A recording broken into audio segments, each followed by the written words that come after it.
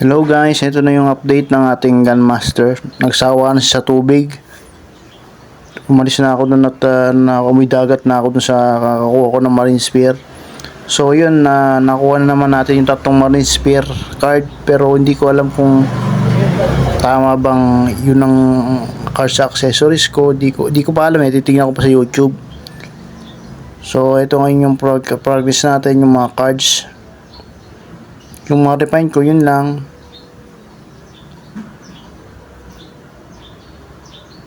Ayan yung mga cards natin. Yung Marine Spear, ayan, dalawa. Ayan yung pangatlong Marine Spear natin.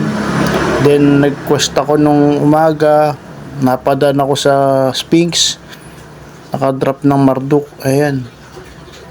Tapos yung mga cards sa gacha, na random gacha cards, napapakinabangan naman.